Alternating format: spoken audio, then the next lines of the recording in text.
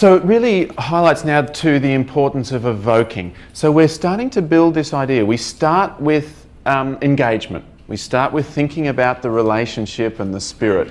Then we move to focusing. What's this conversation really going to be about out of those 4 lifestyle choices or other things, perhaps, as you say. And then we move into evoking. Then we move into asking questions about, their desire, ability, reason and need, helping them to explore this and ultimately say the things that are their own arguments for change. One of the nice quotes for this is, "I know what I believe when I hear myself speak." And I think that's a really nice thing for us to stop and think about. If they say these words, if they say, I'll go home and I'll reduce my drinking by, down to 10 this week or whatever. If they've said those words and they've heard it come out of their own mouths, they start to feel, well, this is what I will do. This is what I believe, because they've been the one that has said it. But with commitment as well comes, okay, well, what is it that we're going to do? Often I find that we start with desire and we sort of talk about what they'd like, and that's often something that people can get at more easily. But then often what happens, I find, is we move on to reasons. We start to explore their reasons, their personal reasons, and then look at where that's more kind of viscerally felt in terms of need, and then we go on to ability. Then we go on to start to talk about the how and how to do it. And I suppose that just raises the 4th piece of all this, which really is planning.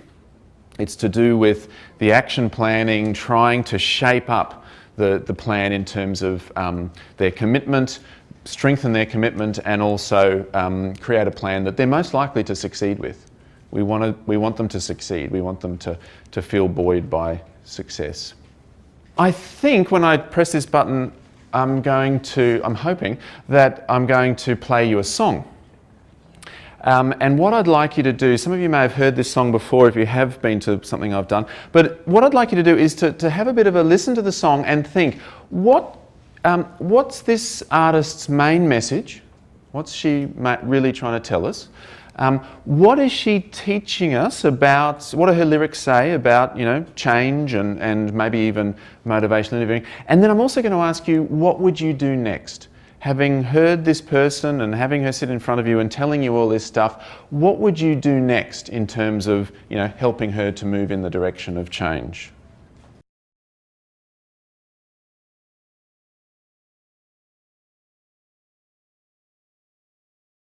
So, what do you think's Pink's main message?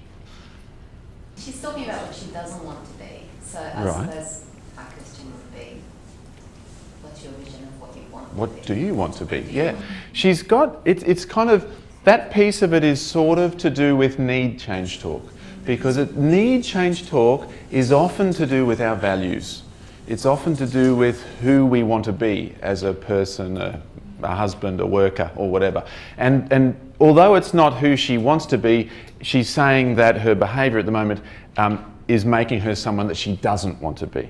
And so that starts to create need for change. It's safe, so that safety it's nice to not change because it's safe to doing the same. She knows. Yes, and so this is the thing. Exactly, that's what I was thinking. Her main message is that there's a dilemma. She's torn. She's torn between these two things. She's not being who she wants to be. This isn't fitting with her and her values. On the other hand, it feels good. And how do I feel this good sober? So scary to embrace the uncertainty of change. Correct. Yeah. It's scary to embrace the uncertainty of change. So what's missing there, in a way, for her is the ability change talk piece. She's got what she'd like to do in a way, and she's got kind of reason and need for that, but she doesn't know how to do it. The fear of what it would be like, how to cope. It's not even how to change, it's more how to cope once I've changed, is what she's really missing. She thought about the stage where she would be accepting of some assistance. Is that? There's a couple of things, isn't there? Like, for example, where does she say it? The party's over. she says somewhere. There's almost, and I think this is something that's quite interesting with our patients as well. Often our patients won't be going, oh, yes, yippee, yeah, I'll give up drinking. You know, like they're not going to be sort of enthusiastic about it. Often it's something more resigned, you know, yep, the party's over kind of thing, you know.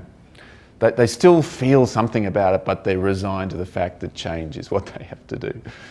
Yes, and she's got a little bit of a feeling of that. So let's just say, you know, there's Pink, and you've asked her the question about, you know, can I see your tattoos and that sort of stuff. So that's done. What would you then do or say or ask next to Pink? Like, where would you take this conversation? Asking her how she feels right now. What are you going through right now? That's nice. Yeah. So really trying to ask her questions that create a sense of mindfulness about what it feels like to be sober, and then sort of exploring, you know, like how are you coping with that now? What is it that's meaning you can do it right now? And start to build a sense of confidence and a sense of how out of that. Really nice. Can you tell me what truths quiet screams at you? So one of the things you're curious about is this is kind of like a barrier for change for her. If she's sober, the truth starts to scream at her. So you just want to see, well, what is that truth? What is this stuff that you're going to really have to cope with? And maybe then start to think, how could we do that? I mean, there would have been a time when she was sober. Yep. And is it okay to be asking her to reflect on some things that she's not able to do or not doing now that she would like to return to being able to do? Yeah. I think often it's a really nice thing to look back in time and to look at a time when people weren't in this situation, these behaviours weren't there, and what was it they were doing then. The other option is to look forward and to envision what might happen in the future. But yeah, so I guess that's just a little example just of this notion of, this is where our clients are at. They'll feel two ways about it, they'll often be torn, but there'll be bits of what they're saying that are their arguments for change. And so we want to hear that, we want to identify that, we want to help them to elaborate on that, and then we want to also be accepting and so on of what they call the sustained talk side. This is the arguments against change. For her, it's how can I even do this? So we want to help to explore that as well. So how do we do that? We've talked about the MI spirit and creating a relationship which is safe for the person to actually start to talk about it. We've talked about the sorts of things we're listening out for. These are the main skills that we try to bring to these sessions. They're basically open questions. We want to be evocative. We want to ask questions that get the person talking. Affirm the person. We want to affirm them and comment positively on their strengths, their qualities and their achievements and so on. We want to do reflections. We want to reflect what they say. If someone says an argument for change, we want to just reflect that back to them. They hear it coming out of their own mouths and then they hear it again. And finally, summaries. We want to sort of draw together people's own perspectives of change. So, for example, some key open questions. Now, the interesting thing about open questions is you don't have to be really clever about it. You know, you don't have to come up with new and exciting and unique type questions for each new client. The same questions will provide this sort of, you know, function of eliciting change talk. So these are questions, the answer to which is likely to be change talk. You know, what would you like to change about your behaviour?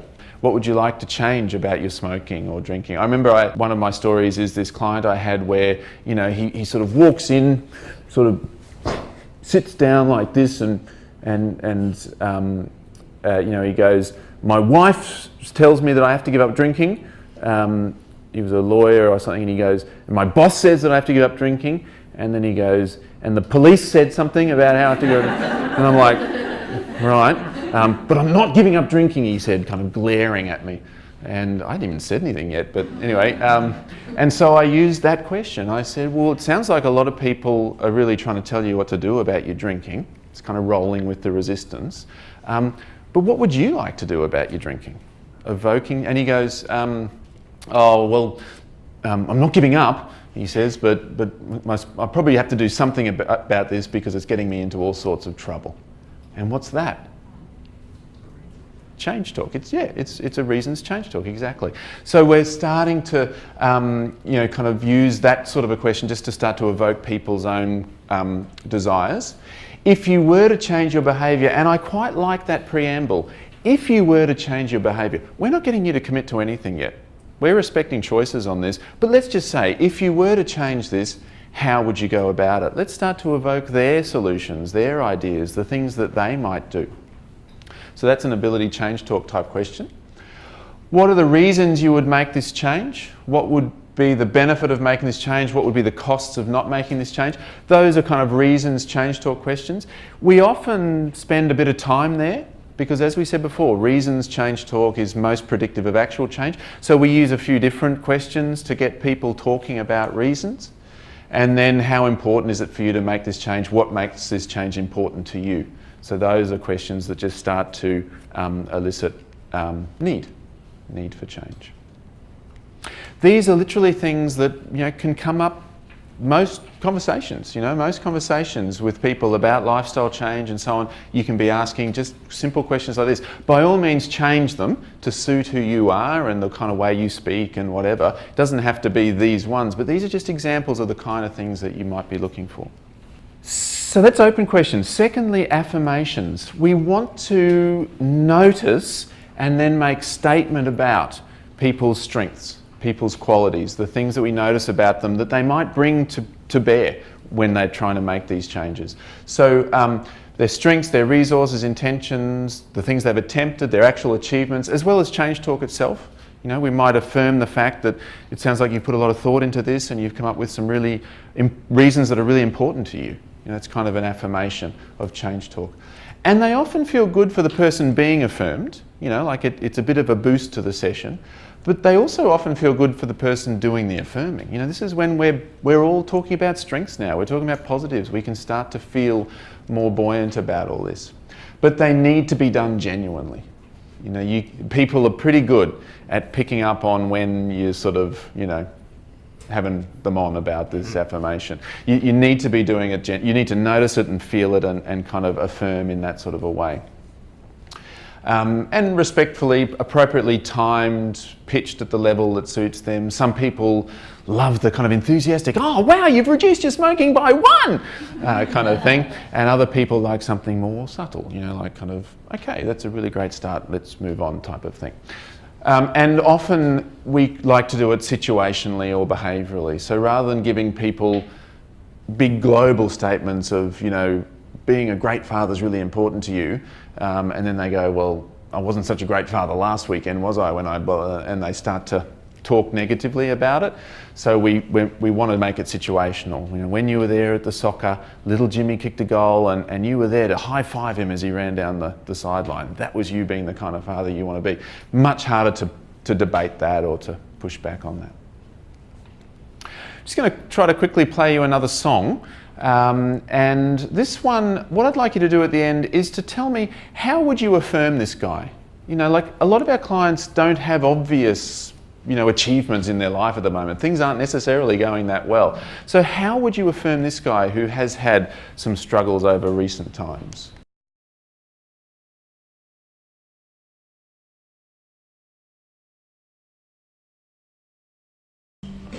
Nothing to live for, nothing's going to come my way, loneliness won't leave me alone, and so on. I mean, he's had a very tough old time. But there are things to affirm there. There are strengths, there are achievements, there are qualities.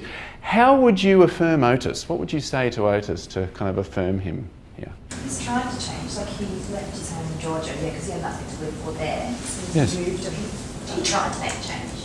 Well, in fact, he has made a change. Yeah, he has made a change.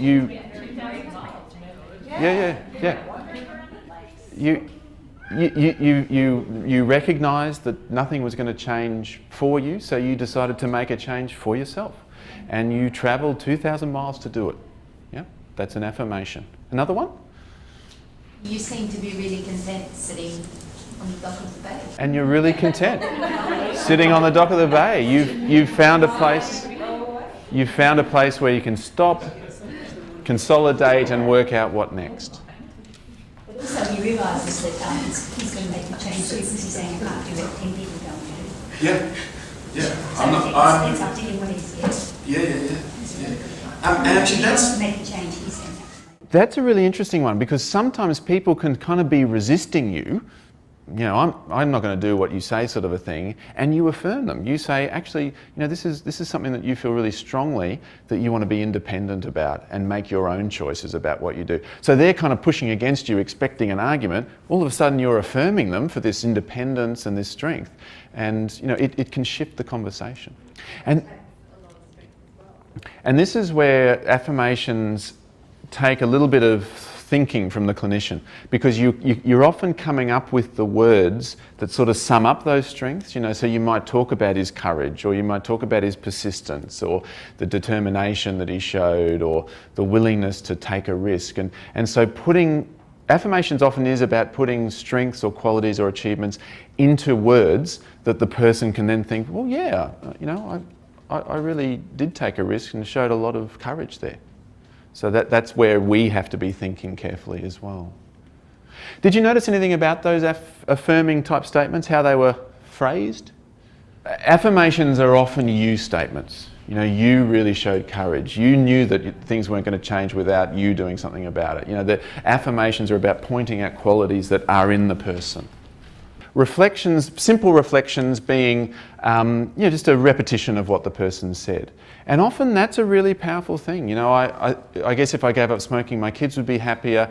And you say, you guess if you gave up smoking, your kids would be happier. Now, a lot of clinicians worry about that. They worry that the client's going to go, I just told you that, kind of thing. It can happen. And if it does, just don't do simple reflections anymore. I mean, that's okay, that's fine. But often what happens is they'll say, I guess if I gave up smoking, my kids would be happier. You say, you guess if you gave up smoking, your kids would be happier. And they go, yes, yes, that's exactly right. That's exactly how I feel. And you know, even a simple reflection can be like a revelation for people. They've said it out of their own mouths, they've heard it back to you, and they feel understood. You know, that it's confirmed, it's sort of validated, they go away feeling, you know, yes, that really is how I feel. Complex reflections are where you go a bit beyond what they've said, where you talk about something that you have a hunch about what they might be feeling behind that, or what they might be really meaning behind that. So they might say, I guess if I gave up smoking, my kids would be happier, and you sort of say, you guess if you gave up smoking, your kids would be happier, and really your kids' happiness is of utmost importance to you. You know, that's a hunch. They haven't actually said that. And they could say, I don't really care if they're happy or whatever. But it's kind of an informed hunch. You sort of know that, you know, that's probably how they feel. And so you offer that, and then they think, yeah, it is really important. And that shifts what is a reason, my kids will be happier, it shifts it into... It shifts it to them, so it internalises it to them as well, that's good. And it also makes it into like need. It now becomes a need for change as well as just a reason for change. Can anyone give me any examples of things that a client might say? And I'll just try to do a couple of little reflection examples.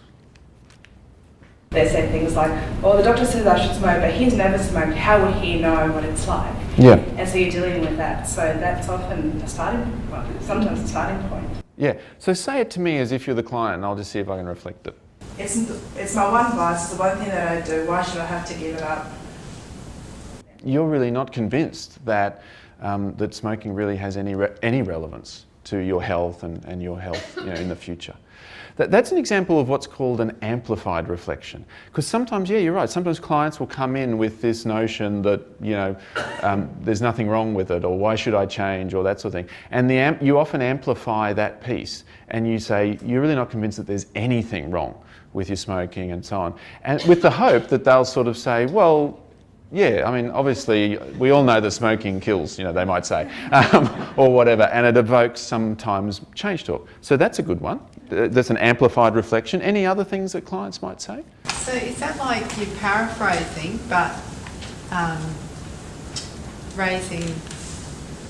you're amplifying the key issue there? Amplifying the all or nothing piece in what they're saying, yeah. So I'd never be able to get through a day without a cigarette. You really feel like you'd never get through a day without a cigarette. Well, not never. I mean, I had to the other day because I was caught a plane to, you know, America. or something. So yeah, so you amplify the piece that's kind of a bit black and white in their thinking. On a similar note, in my hospital, that well, you're young, fit and healthy, you don't know how hard it is when you're old and unhealthy and sometimes when you're older you'll know. Sometimes you really feel like the people around you don't understand actually how much of a challenge this is for you. So that's an example of a reflection that really just tries to express empathy, as someone was mentioning. Trying to express empathy through a reflection that just, it's kind of also rolling with resistance. It would be easy to say, yeah, I know, but you still need to do this sort of a thing, but that will just create the discord. So instead the reflection is just expressing empathy about this position that they're feeling. I've got one for you. I know I've got to take my medications because, my blood pressure is getting worse. I know that that's a risk factor for stroke and everything, but I just hate the side effects. I hate the way that it makes me feel sick, and it affects my love life. How would you reflect that? Yes? Sounds like you have a dilemma between knowing that you want to take them, you need to take the medication, and not being happy with the side effects and the impact it has on your sexual relationship. Yeah, that's beautiful. Lovely. Often just reflecting the two sides of the ambivalence. That's a person just describing the two sides of it for them. One little thing you can do, and that is sometimes you can say, you're really worried about the side effects, and especially the effects on your sexual functioning, and that sort of thing. That is a real concern for you. On the other hand, you kind of know that you need to do this now because the risk for stroke is really getting greater. What have I done slightly different there? Shifted the emphasis to the need to take it. What's that? Shifted the emphasis to the need to take it. What I did was I swapped the order. Yeah. So he said, or I said, change talk followed by sustained talk. I need to do this, but I don't want to because of side effects. And my reflection was, you don't want to because of side effects, but you know you need to because of this. So I just swapped it so that the change talk came second. That's called a double-sided reflection. And a double-sided reflection is often a nice way to guide people back to change. All right, just a couple of final points, especially on giving advice. And we do need to offer information and advice at times. It's not that we don't do that from an MI point of view, it's sort of more how we do it. And probably the key thing there is this piece here, asking for permission. If we ask for permission first, then often people are much more able to hear what we have to say. And that might be, they might actually say, well, what do you think I should do? Or tell me about smoking and stroke or whatever. But you might also just say, would you mind if I mentioned a few things about what you could do about your smoking? The other thing that you can say too is that this might not fit for you, or you can disregard this. One of the things I know about it, Bob, and go on there. So it's giving them permission to disregard it. And a final little sort of giving advice tip that's useful for me is what they call ask, tell, ask. So you ask first, what do you already know about the effects of smoking? And they start to tell you. So you're being evocative, you're respecting that they might know a thing or two, it's got that collaborative working together feel.